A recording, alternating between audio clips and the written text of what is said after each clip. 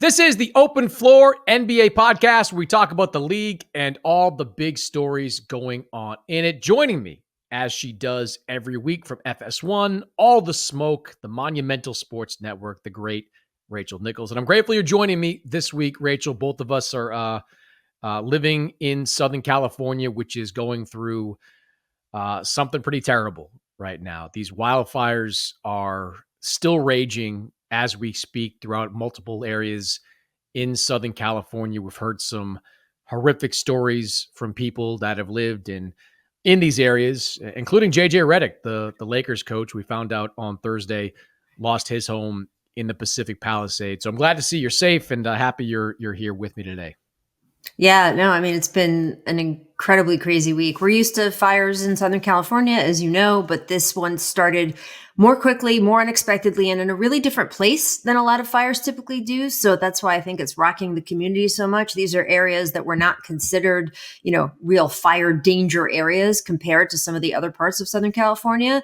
And it just ripped through, man. I live in the Pacific Palisades, Malibu area, and Pacific Palisades is the town, that's where my kids went to elementary school. That's where our grocery store is, our drugstore, all of that stuff. It's just gone. The entire town is gone. So many of our homes are gone, but the town is gone. I mean, that's what's just so crazy is that if you drive through, there's no grocery store anymore. There's no drugstore anymore. The elementary school's gone. Like all of those sort of touch points that make up a community, they're gone. And then in addition to all the different people who have lost housing, it's tragic. It's gut wrenching. It's been really hard for my family. It's been hard for so many families, and just really wishing everyone going through this right now as much support as possible. If you know someone who's been affected by this, please offer them help because they're going to need it. It's going to be a very, very long process, I think, to rebuild from this, Chris. And then there's more fires. There's Hollywood Hills. There's up near Pasadena, right? I've never seen anything like. I mean, I'm not from Southern California. This is my first kind of experience with something like this. I've never seen fires kind of jump the way that they've jumped to, not to urban areas, really. You're used to them in Southern California being further north, some of the more wooded areas. Wildfires. It happens. Seeing, in the Hollywood Hills on Wednesday night, it pop up like that was just crazy because the wind, that wind I'm used to as somebody from New England area, like I'm used to wind. Seeing that level of wind coupled with, even just a couple of embers takes, you could have an ember that travels its way, no hyperbole, from like the Palisades to Hollywood Hills that just lights the whole area on fire. It's something good on the NBA for canceling the game tonight. I'm not sure when it's going to be reasonable to, bring sports back to LA. But, when I turn on the TV as we sit here on Thursday afternoon, East Coast time, and I turn on the TV and I see 0% containment still, it's like, we gotta be careful. You got to think about people first and real world stuff first before you start playing professional sports. But I'm glad to see you're safe, and I'm glad to see you and your family are safe as well. All right. So let's talk about a few things going on in the league right now. Lighten it up a little bit if we dare. And we got to start by talking about the best story in the NBA right now, which is the Cleveland Cavaliers, 32-4 after beating Oklahoma City on Wednesday. Just the seventh team in NBA history to start a season at 32-4. Thank you to the Cavs game notes for that. They are their first in the NBA in offensive rating, shooting better than 50% from the floor. That's number one in the NBA. They're eighth in the league in defensive rating, so solid there as well. Among the numbers that jumped out to me, they're 11-0 this season against the Western Conference, like the varsity conference. They're 11-0 against the West, including that win over Oklahoma City. They've won 23 games this year by double digits. They're just bludgeoning teams as well. There's still a lot of, wait till the playoffs types that are out there to make a decision on the Cavs. People, and I get that. I get that to a certain degree. But we're almost at the midway point of this season, Rachel. Yeah. Is this now maybe not the team to beat, but a team to beat? How would you frame what you've seen from the Cavaliers so far? I mean, they're certainly a team to beat, and they are for real. I mean, that's the way I would describe them, is that anybody who thought this was just a cute way to start the season, that has obviously been proven to not be true. It is more than that. And that numbers against the Western Conference to me is so significant when you rattle that off. And then just overall, this is a team that's shown how diverse it is, how deep it is. I think part of the question is, can they do this in a playoff environment? Not because they're going to be necessarily playing against better teams, which of course they will be, but that the style of play in the playoffs becomes so different. And Chris, you and I have seen many a team that's been a regular season champion. And then when the pace slows down, when depth is not as important, when certain other factors, when teams have time to game plan for each other over 7-game series, when rest becomes more plentiful because there aren't back-to-backs, some of the dynamics about what make a team really be able to conquer a regular season and all of its challenges don't really apply as much in a playoff environment. And I think that's where some of the skepticism over Cleveland is for people who are still like, I don't know, wait and see. It's kind of about that more than it is about like, oh, I don't know, they play in the East. How good can they really be? All of that kind of naysaying stuff. I'm curious to sort of see what happens with Donovan Mitchell. He only had 11 points in that big game against the Thunder. Obviously, Oklahoma City, just an incredible defensive team. They were very focused on him. Donovan is a rock star. I mean, if anyone had any doubt, this season obviously proves a lot of that, not just in the way he's played, but the way he's elevated his teammates, particularly Evan Mobley. But I'm curious to see what happens with him because there's been so many comparisons, Chris, between them and the Golden State Warriors of the 2015 season, right? That first championship. And they had Steph Curry. And so, yes, the Warriors came out of nowhere-ish. And yes, there was the coaching similarities with Mark Jackson giving away to Steve Kerr, the way we've had J.D. Bickerstaff give way here to Kenny Atkinson. But Steph Curry and Donovan Mitchell are still a little bit far apart. And I'm curious to see whether Donovan just even takes his level up yet another notch in the playoffs. A Warriors coach in Kenny Atkinson on the bench there in Golden State for a number of years. I get the skeptics because there are still things that I wonder how it's going to translate in a second or a third round postseason series, like the backcourt of Mitchell and Garland. Really good offensively. Will they get exploited defensively? Because neither one of them has real size for a two-guard position. It kind of reminded me and has reminded some people of what Donovan had in Utah with Mike Conley, where he was backstopped by Rudy Gobert. And they had some good teams out there, but they never advanced past the second round of the playoffs with that group. Same thing with Evan Mobley, who's having an outstanding season, but he's not a prolific three-point shooter. So can you, in today's NBA, can you beat a Boston or a New York or a Milwaukee where your front line is not shooting threes? I mean, 20 years ago, yes, absolutely. Now, not so, maybe not so much. They are phenomenal with Mobley on the court. They've got a defensive rating of 105 with Mobley out there on the floor. It's like 113 when he's on the bench. So he's getting it done on that end of the floor. Real candidate for defensive player of the year. And look, I Mitchell didn't have a great game offensively, at least against Oklahoma City, but to your point, he's been outstanding all season long. And even the numbers, like his numbers are, what's he, like 22, 23 points per game. He could easily be averaging like 28, 29, but he's purposely taking a step back. So some of these other guys, Mobley in particular, can play bigger roles with his team. So I'm really impressed by Donovan's ability to do that. And I still think, and this is where my optimism for Cleveland comes in, I still think that in the fourth quarter of a close game, there are few guys as good at him at taking over a game and winning it for him. I saw him almost do it single-handedly against the Celtics in Boston a few weeks back. I think he's going to be that fourth quarter closer for them. So if they keep the game close, I think he's going to be good enough to get it done. Well, it's interesting. Mobley and Jared Allen combined for 46 points in that game against Oklahoma City. How different do you think it would have been if Chet Holmgren had been in the lineup? I don't know. That Oklahoma City team, there's like 3 or 4 guys they could just plug back in there. I mean, it'd be different. I mean, Hartenstein played great. Obviously, had a great game. But what do you think? Another one, though, like I don't know yet. Like I got to see Hartenstein and Chet play together. Like, are they going to platoon or are they going to play together at times? I'm still not sure about that. It would be different because Isaiah can shoot the three, but Chet's a floor spacer. Like Chet's a legitimate, he's like a guard out there. Yes. I think it would have been different. It's just like what I've seen.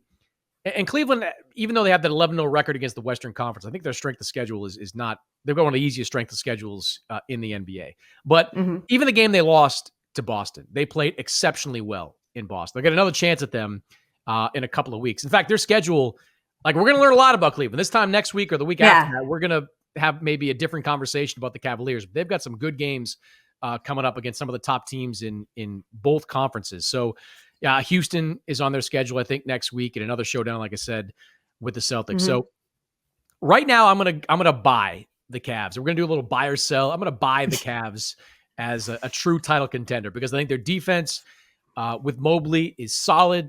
They got I think 6 guys shooting 40% from three or better, which is great for any NBA team, especially in this 3-point centric league. And I'm a believer in Mitchell. Like I'm a believer that this is kind of the year he's going to take that big step forward in the postseason and be the fourth quarter finisher. I think they're going to get at least to the conference finals. Then we'll see if they wind up matched up with Boston in the conference finals. We'll see what happens there. Well, look, title contender, right? Kind of means the Final Four, I would say, right? Because anyone who's in the conference finals can get to the finals and win.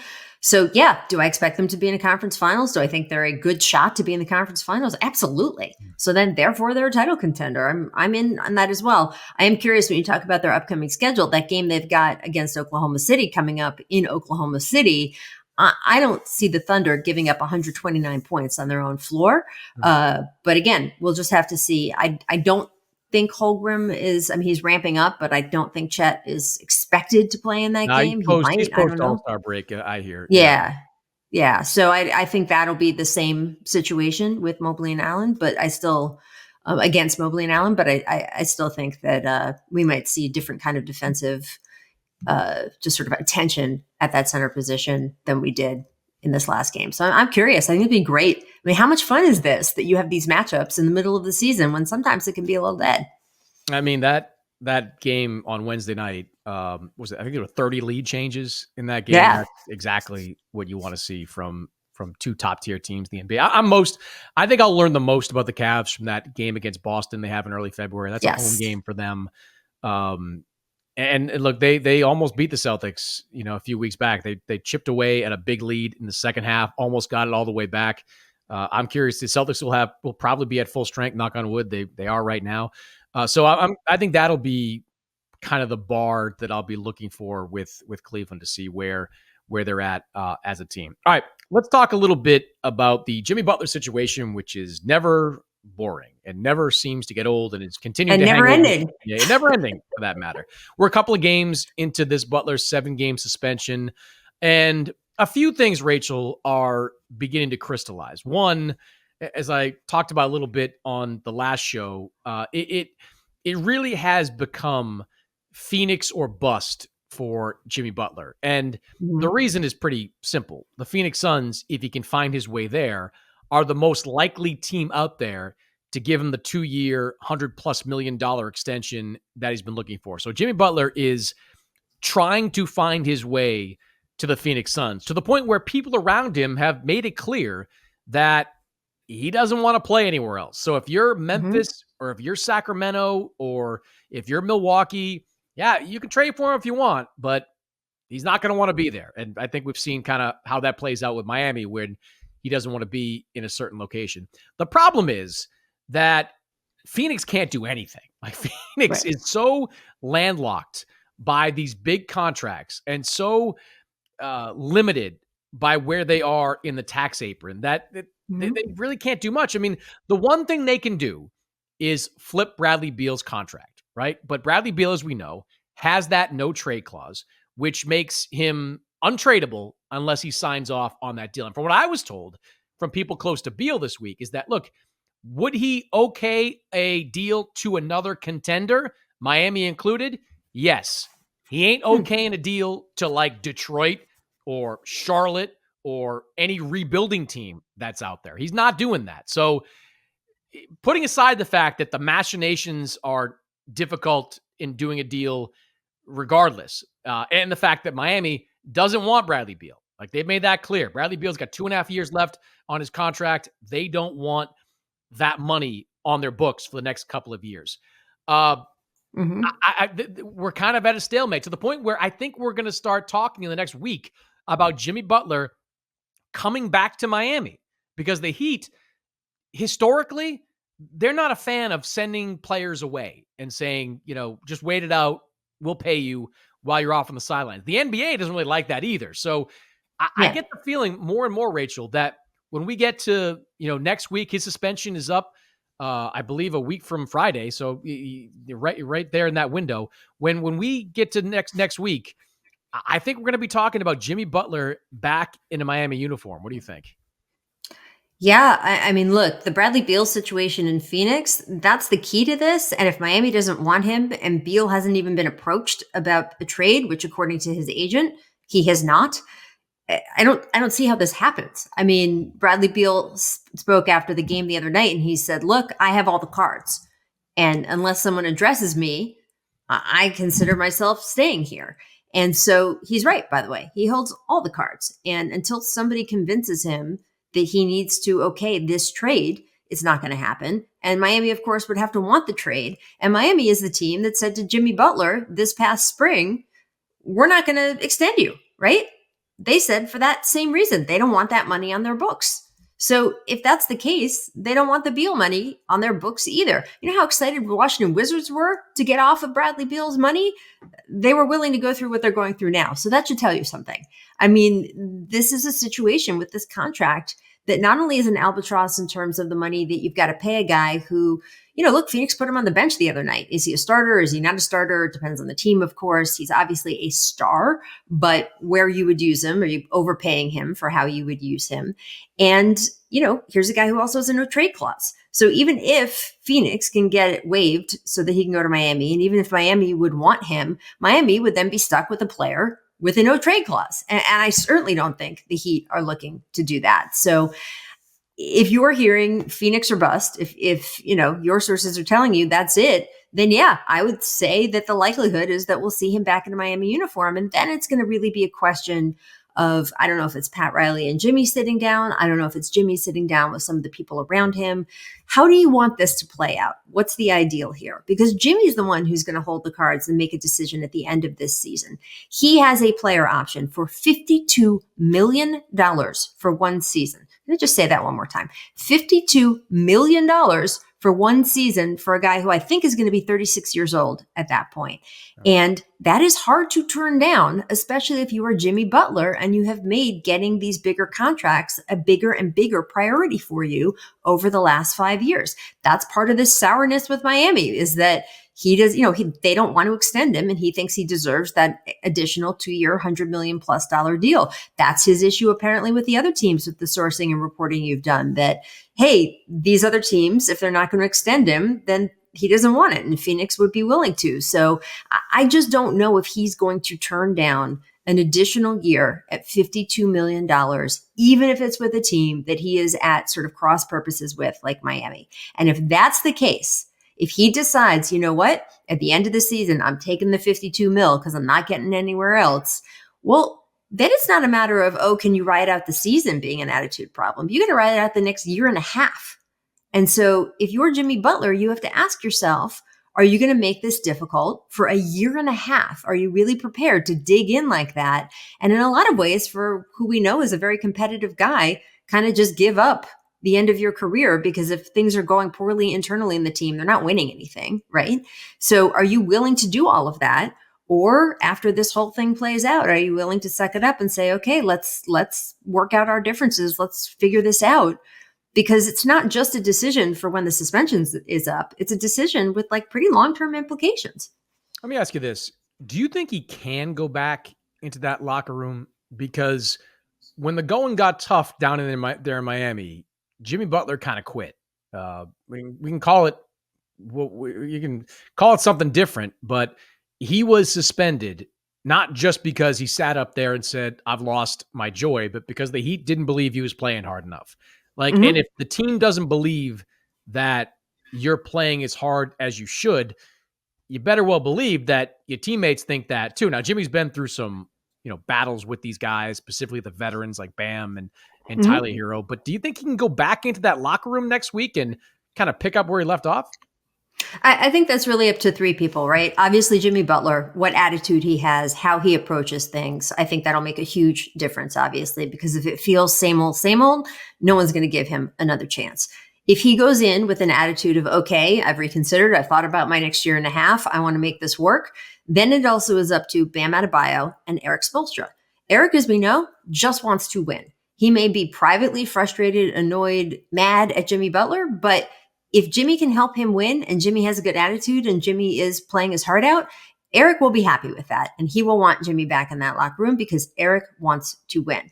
Bam Adebayo, I think, does have this sort of friendship, been through the wars with Jimmy. I'm sure been very frustrated with Jimmy.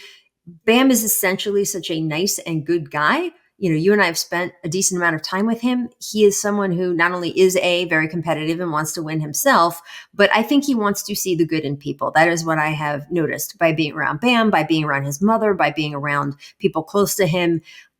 So I think that he is not sort of one of these guys who is sort of like, you know, you cross me once, I will never speak to you again, sort of personalities. That's my impression. I don't, you know, obviously we don't know what's inside someone's head, but my impression is if Bam is okay with it, if Eric wants to win and is okay with it, and if Jimmy comes in with a good attitude, I think that locker room gets fixed.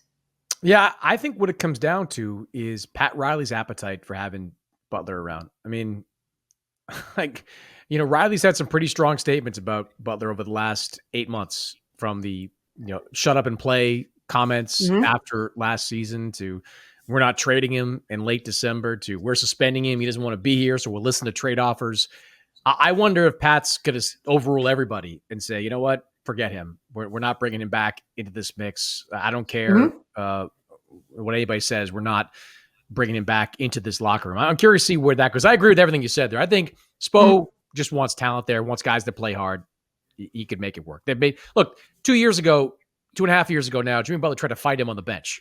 They went to the conference finals that year. So they can work through a lot of stuff. I am curious to see what Riley's position on all this. Can Riley and Jimmy Butler come to some kind of working arrangement where they don't hate each other enough not to be there, where they're able to deal with, you know, Pat can deal with the drama and still work on a trade over the next few weeks.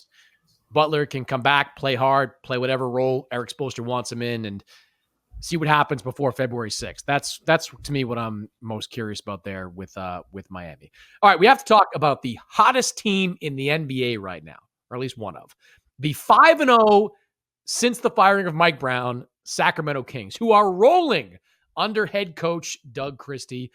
They beat Memphis. They beat Golden State. The last 5 games, they are 5th in the league in defensive rating. They are being called the Rabeem team, Rachel. I saw that printed in, I apologize for not remembering. I was reading a lot of Sacramento blogs in the last 24 hours. But they were called the Rabeem team in one column that I saw. I've seen guys talk about playing with joy and freedom.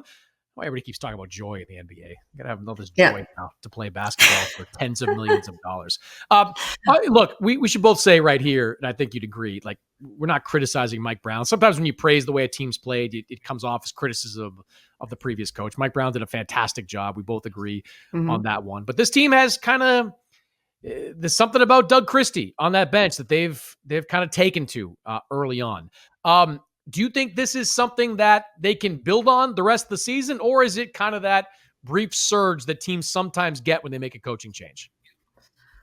Yeah, the answer is probably somewhere in the middle. I agree with you. I don't think Mike Brown was the problem. I don't think this proves that Mike Brown was the problem. I think that sometimes when you have a different coach and a different voice, you get what is usually, frankly, a short-term bump.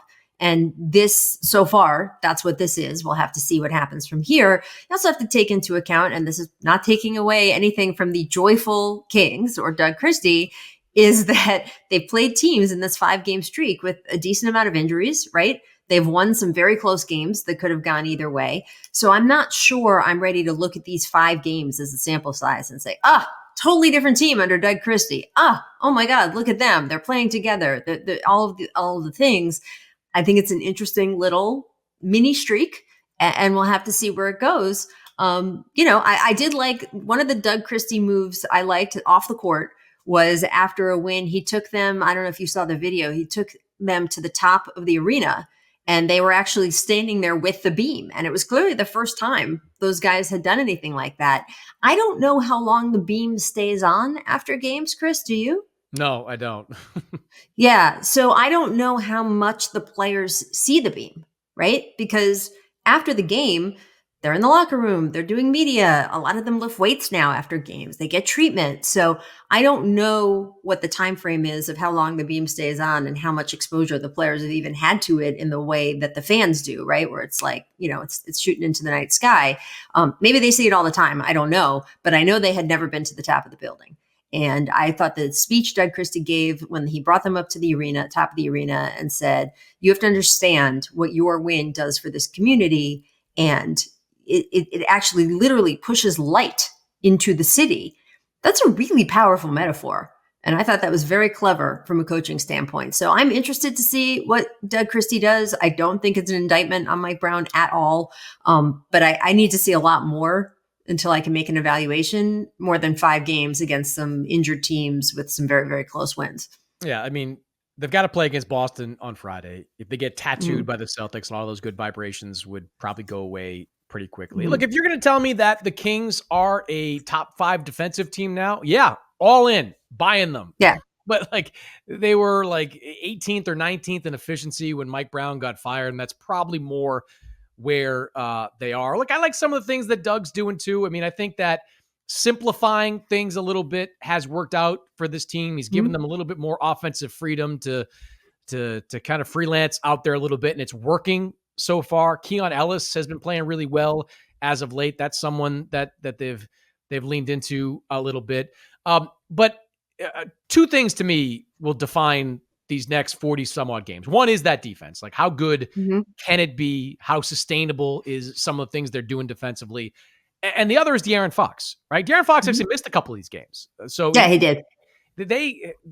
He's the key to all this. Like, he has not been the guy we saw last season.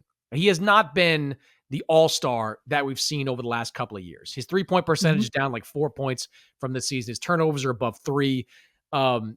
He's got to get back to being that guy. Now, maybe he vibes with Doug Christie in the same way a lot of these guys seem to be doing it. I mean, Doug, as a former player, seems to be having an impact in that locker room.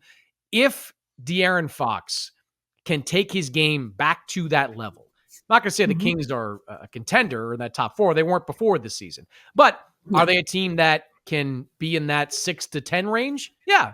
We've seen that the last couple of years. They should be kind of in that mix. So what are they defensively? Is this just a, wake up call? We got to lock in. We got to be great defensively. Also, the whole giving us the freedom stuff, that's great for a while, but I was going to say, structure does matter in the NBA. It's fun to do that. And then teams are, another part of this is teams are now just kind of figure out the Doug Christie system, right? The second time through the league, they'll probably see different looks from other teams defensively. So that's part of it too. And De'Aaron Fox, if he can ratchet his game up back to that all-star level, that will go a long way towards getting this team back into that playoff mix. Yeah. I mean, it's so funny. Anyone who's a longtime NBA fan, media person, anything, executive, you see this pattern over and over and over again. New coach comes in, quote, simplifies things, quote, gives guys more freedom. I mean, it's almost textbook at this point. And then, yes, to your point, some of that tends to go awry, and you need a system, and guys are not organized on the court, and they're not talking to each other the way they should. And guys start to complain, we don't know what we're doing out there, right? That's another cliche sentence. We don't have enough direction. We don't know what we're doing out there. And then second time around, opposing coaches figure out what's going on. We're just kind of seeing this play out in Sacramento at the moment. But yeah, I mean, if De'Aaron Fox can get back to his De'Aaron Foxness, they're a real spoiler in the Western Conference. They're a team that, while no, I would never pick them as a favorite to win the West, I would say they absolutely could knock out a contender in a 7-game series. And a couple things go their way. Maybe there's an injury here or there, and the way they can play or capable of playing when Fox is at his best, they could be a factor.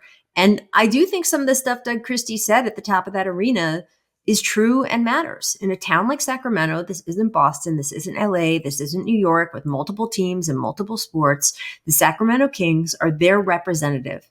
The people who live there, that's the team. Those are the people who they look at and say, they represent us. And there's nothing else besides a sports team that does that. It's not as if they look at like the list of county court judges and say, oh, they represent us. That's how we feel good about ourselves. It doesn't work like that. There's other groups and people in Sacramento, and obviously the seat of the California government is there, but none of that is the same as being able to cheer and yell and gather with your friends to celebrate a sports team. And they have uniforms and they have a name. It is a way to represent yourself as a city like nothing else can. And Sacramento, the Kings are the only ones doing that. So they don't have to win, is my point. They just have to energize the city, make people feel good, be a good story, be a point of community coming together. I'm sure everyone in the organization would love it if they won a title, but not everyone's going to win a title. 29 out of 30 teams don't. And unlike some of the teams in bigger markets, Sacramento has the ability to still be a lot for their town, for their community in the way that some of these other teams can't. And they just have to play well and do well. So if in these last 5 games they're doing well, that's great. If they can be in the playoffs and be a spoiler to someone and win a gritty series in an unexpected way, that's a big deal. And I'd take it if I was in that organization. You love a good made-for-TV moment, don't you? The entire I really team do. gathered at the top of the building. Love it. I love it. It's like, so good. By the way, bonus energized by the sight of that beam. By the light coming in, reflecting off of his face. I can just see the lead in your next SI story. By the way, your whole thing about, what did you say a few minutes ago about joy in the NBA? That I've heard you say many old man things in our 20 plus years knowing each other, but that might be the top of the list. Well, this is like Jimmy Butler said he lost his joy. Yeah. The Kings are saying they're playing with joy. When did joy become so important? You're getting paid, fellas. Like, you're getting tens of millions of dollars. Play. Like, that's enough joy. All right. That should be enough joy to get you through an 82-game season. That's all my point. Yeah, that does. Did you learn nothing from Steph Curry and the 15, 16, 17 we run on Joy Warriors? Come on. Nobody runs on joy. They run on dunk. That's what they run on. Oh, boy. Let's talk about another good story. Take the boy out of Boston. Can't take the Boston out of the boy. Go ahead. Let's finish with another good story. The Detroit Pistons, which are, if not the surprise team in the NBA, right up there among them. 19-18 as we record this. More wins so far this season than they had in each of the last 2. They've won 5 straight games. Entering Thursday's game against Golden State, they've won 8 of the last 10. I want to say first that among the things I love about this Pistons story is that JB Bickerstaff is the one leading it, because I thought JB got hosed in Cleveland. And look, it turns out that Kobe Altman and that staff knew what they were doing. Kenny Atkinson has had a positive impact on the Cavaliers. He made sense there, and it's worked out for them. But I'm so glad to see JB get this opportunity and this team thrive behind it. There are a lot of reasons why Detroit's been pretty good, and we'll get to them. But JB Bickerstaff having the success he's had, I think, is a net positive. On the floor, though, what it comes down to for me in a lot of ways is Cade Cunningham's improved play and his availability. One thing I wrote before the season, I had talked to some coaches, including a couple of coaches that were in Detroit last season, was that he played 60 some odd games, but he's had stretches over the last few years where he just hasn't been available, hasn't been on the floor, where I think some people were questioning the toughness within him and his ability to play through pain, play through injuries. He's played in 33 games so far this season. He's averaging 24 points, 9 assists, 37% from 3, all career highs. He's always had that talent, Rachel. He's just now combining the talent with the durability that you need to be a star in this league. So what do you make of the start the Pistons are on right now? Yeah, I do love the Cunningham story and trajectory, especially since they gave him that big contract in the offseason. And it raised some eyebrows. I mean, he's obviously their franchise player, but is he a franchise player sort of in the grand scheme of the NBA? And he didn't get that contract and rest on his laurels. He got that contract and ran out and proved that he earned it. And I think that's a big deal. We've seen guys, especially younger guys, go the other direction. And so I've really enjoyed watching that. I enjoy the way he is with his teammates. And I think the front office has made some nice moves. Adding veteran shooting has been a big deal for them. I think some of the guys that they've brought in have given a stabilizing presence to things. And then frankly, just, you need shooting in today's NBA, and they didn't have it. And now they have a lot more of it. And so I think that's been really good. And I will echo what you said about Bickerstaff, man. I mean, I brought it up earlier in the podcast. There are a lot of similarities here, right? Between the Mark Jackson to Steve Kerr story and the JB Bickerstaff to Kenny Atkinson story in Cleveland. Obviously, we don't know if the Cavaliers are going to go on to win the way the Warriors did. But in terms of turning that team and bringing things up a notch, it doesn't mean that Mark Jackson was a bad coach and couldn't get it done for the Warriors. In fact, Steve Kerr is the first person to tell you that without Mark Jackson getting the Golden State to where they were, Steve wouldn't being able to do what he did. And I think that's absolutely true in Cleveland. And so sometimes those coaches don't get another shot. Mark Jackson has not gotten another chance in the NBA. The fact that Bickerstaff was not only able to, but proved that he deserves it, I think is a really big deal and has been really fun to watch. Yeah, it's been great to watch. A couple of things you said there. One is the off-season signings, and they really killed these. And this is the kind of thing that can make or break a team, signing the right guys. And they signed the right guys. A lot of people laughed at me at the time when I thought Tobias Harris was a phenomenal signing for them. Yeah. It's worked out. 13 points per game, 35% from three. He's also a really good locker room guy. A lot of people have told me that over the years.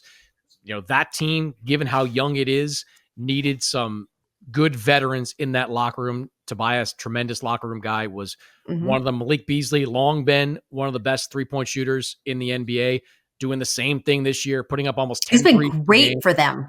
Great for them. Putting up almost 10 threes per game, shooting nearly 40% from three. Tim Hardaway Jr., exiled from Dallas. He's having a solid year, putting up double figures in a big role with this team. You know, the Jaden Ivey injury was obviously brutal. He was having a really good year. And look, that was one of the questions for the Pistons coming into this year was, you know, how, would Cunningham and Ivy be able to play well together? Would they be able to thrive off each other?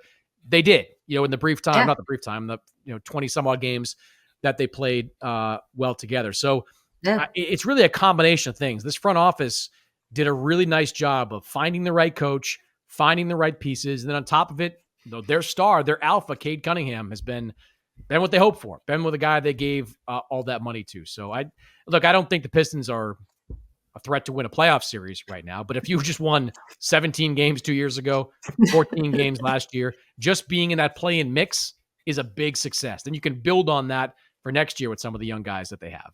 So can I make one Jaden Ivey comment here? Is that I was super impressed with him after his injury. There's a lot of sort of, Cole Anthony dove for his legs. He tried to hurt him, that sort of thing. And, the internet mob, once they get whipped up. And the fact that Jaden took the time and sort of made the statement graciously of like, hey, let's not do this, I believe is what he said. He's like, Cole's a good player. He's a good guy. It was basketball play. We're, scrambling for a loose ball. He didn't have to do any of that. And here's a guy who had a devastating injury. And you can argue, should Cole have done things slightly differently or any of that stuff? And Jaden just took that off the table. And that's an incredible amount of maturity and kindness, frankly. And I was super impressed by that. They have a good guy there.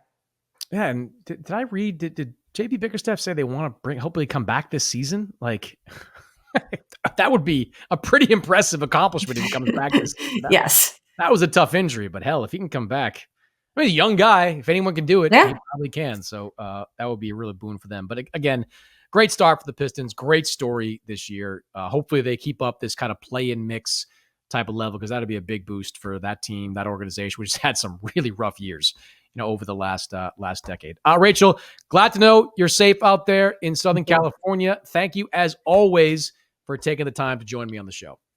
Thank you.